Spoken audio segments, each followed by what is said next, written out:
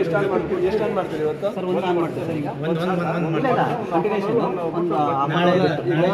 Three ಯಾವಾಗ working ಅಲ್ಲ ಇದು? ಎಸ್ ಸರ್, ಕಂಟಿನ್ಯೂಷನ್ 3 ಅಂದರೆ 3 ಸಾಲೋದಿಲ್ಲ ಸರ್.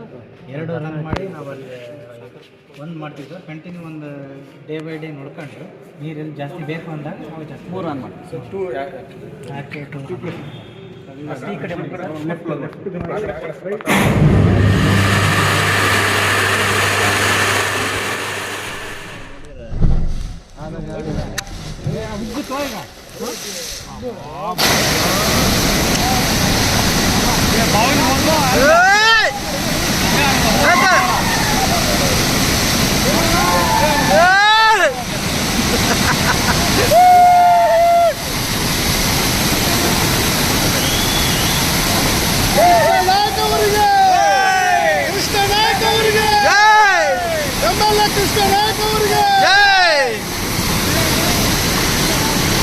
ಭಾಗೀರಥ ಕೃಷ್ಣ ನಾಯಕ್ ಅವರಿಗೆ, ಭಗೀರಥ ಕೃಷ್ಣ ನಾಯಕ್ ಅವರಿಗೆ.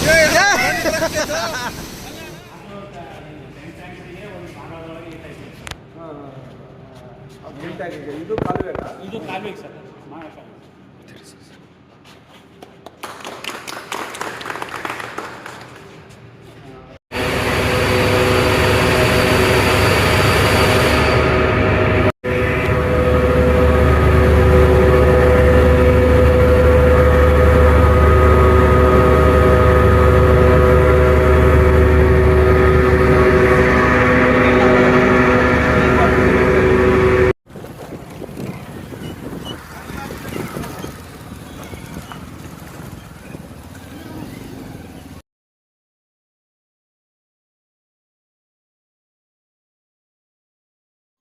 ಶಾಸಕರಾದಂತಹ ಕೃಷ್ಣ ನಾಯ್ಕರು ಇಂದು ವಿಜಯನಗರ ಜಿಲ್ಲೆ ಹೂವಿನಡಗಲಿ ತುಂಗಭದ್ರಾ ತುಂಗಭದ್ರಾ ನದಿಗೆ ಅಲ್ಲಿಪುರ ಗ್ರಾಮದ ಬಳಿ ಏನು ನಿರ್ಮಾಣಗೊಂಡಿದೆ ಡ್ಯಾಮ್, ಆ ಒಂದು ಸ್ಥಳಕ್ಕೆ ತೆರಳಿದರು.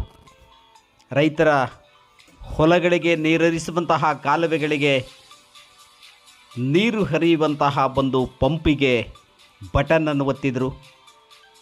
ಕಾಲುವೆಗೆ ನೀರು ಹರಿಸುವಂತಹ ಕೆಲಸವನ್ನು ಮಾಡಿದರು. ಬಹುದಿನದ ಒಂದು ಬೇಡಿಕೆಯಾಗಿತ್ತಿದ್ದು. ರೈತರ ಹೊಲಗಳಿಗೆ ನೀರು ಹರಿತಾ ಇಲ್ಲ, ರೈತರ ಹೊಲಗಳಿಗೆ ನೀರು ಹರಿತಾ ಇಲ್ಲ, ಕಾಲುವೆಗಳು ಸ್ವಚ್ಛ ಇಲ್ಲ, ಪಂಪ್ಗಳು ಆನ್ ಆಗ್ತಾ ಇಲ್ಲ ಎನ್ನುವಂತಹದ್ದು ಬಹು ವರ್ಷಗಳ ಒಂದು ಆರೋಪವಾಗಿತ್ತು. ಅಂತಹ ಒಂದು ಆರೋಪವನ್ನು ಆಲಿಸಿ ಇವತ್ತು ಡ್ಯಾಮ್ ಸೈಟಿಗೆ ತೆರಳಿದಂತಹ ಶಾಸಕರಾದ ಕೃಷ್ಣ ನಾಯ್ಕರವರು ಬೈಕನ್ನೇರಿದರು.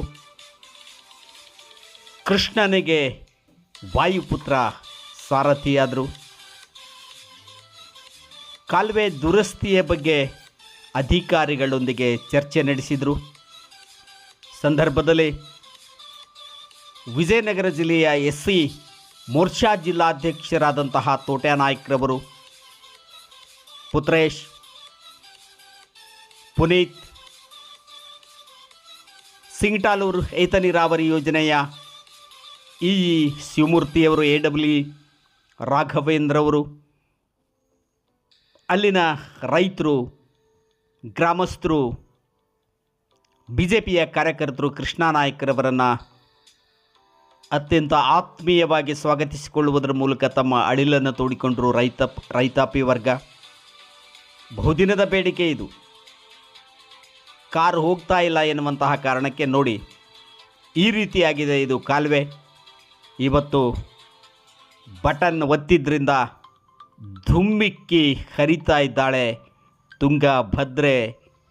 ಕಾಲುವೆಯಲ್ಲಿ ನುಗ್ತಾ ಇದ್ದಾಳೆ ರಭಸದಿಂದ. ರೈತರ ಹೊಲಗಳಿಗೆ, ಹಚ್ಚ ಹಸುರಿನ ಪೈರುಗಳಿಗೆ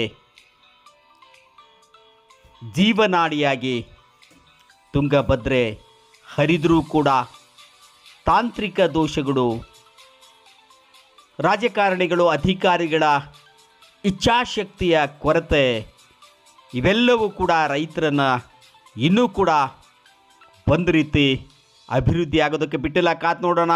ಸದ್ಯಕ್ಕಂತೂ ಚಾಲನೆ ನೀಡಿದ್ದಾರೆ ಕೃಷ್ಣ ನಾಯ್ಕರವರು, ಶಾಸಕರಾದಂತಹ ಕೃಷ್ಣ ನಾಯ್ಕರು.